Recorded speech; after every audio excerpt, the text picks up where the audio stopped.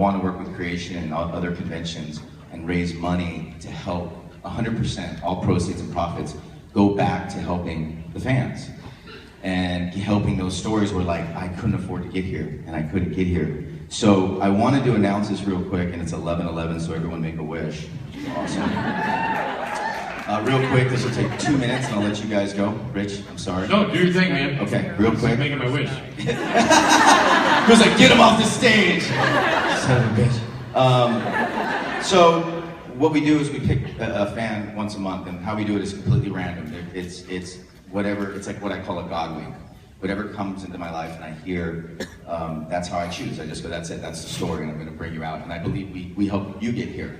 Yes, we did. So we helped this young lady, we donated some money.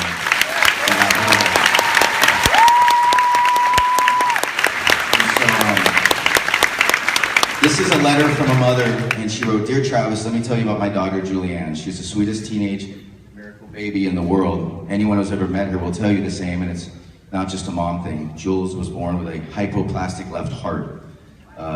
Basically, she had a 2-chamber heart instead of a 4-chamber. Her left pump never developed at all, and neither did the wall between her 2 top chambers, leaving her with 1 large chamber. She has endured 5 open heart surgeries. 5, guys. She's had her first surgery at 4 days old. She had a G-tube, feeding tube put in 2 weeks old because she didn't have the strength to eat, and was fed with a pump for 9 years. 9 years. 9 years.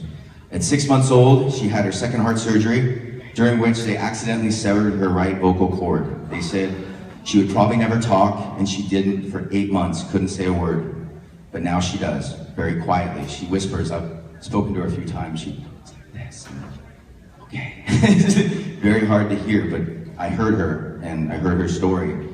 But she speaks now very quietly. They also said she may not walk when she had an IV burn so bad in her foot, it turned black and took 6 weeks to clean it out because they told us they couldn't risk another surgery unless it was life-threatening. She did walk, though, through a miracle because she's a miracle baby, and at 2.5 years old, she took her first step. During her first cardiac catheterization, an artery was pierced, causing her lungs to fill with blood, and during her third heart was poked, she was on a pacemaker in the hospital for 3 weeks. She's also been hospitalized for stomach surgery and numerous other issues. Jules is not a candidate for a heart transplant because of all the blood transfusions she's had, has sensitized her blood, 96% of the population. I'm sorry I get emotional, this is tough, guys. Her body has developed antibodies to and would reject 96% of the donor tissues.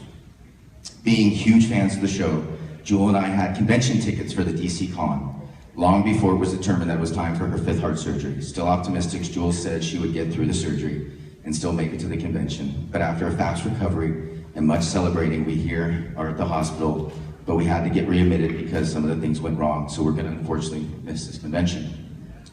So the truth is that Jules has always kept fighting and has gained the strength to change because of the show and the incredible cast and fans of the show and this fandom. They have supported her. Thank you, Travis, for hearing our story. #Hearts Mom, because I call her Heart. That's my hashtag for her. So we are raising money. We've raised most of it, and we're going to take her to New Jersey Con.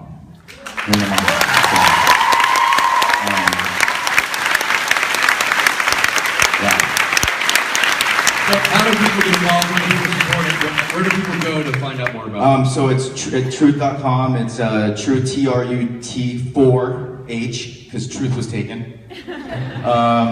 And this is what I want you, those of you guys who are struggling financially, this is not to reach out to you, but and it's not just donations. What we're doing is we're taking the clothes, these leather jackets, hats, things that the boys wear, things that the bands wear, and I'm asking them, can you sign it, can you give it to me, and then we'll bid. And for those of you who have good money and have extra money, bid on it. Like have my hat, have something that the band donates that they've signed, like actually get something for the donation. We don't want you just to throw more money, you guys thrown enough. So for those of you who have a little extra and you want to have a gift, like maybe Jensen's beanie or this jacket or, you know, something like this. That woman's jacket? This woman's jacket. This is from Truth. She bought this from Truth. Oh. This was my military, I wore this in the military for a long time.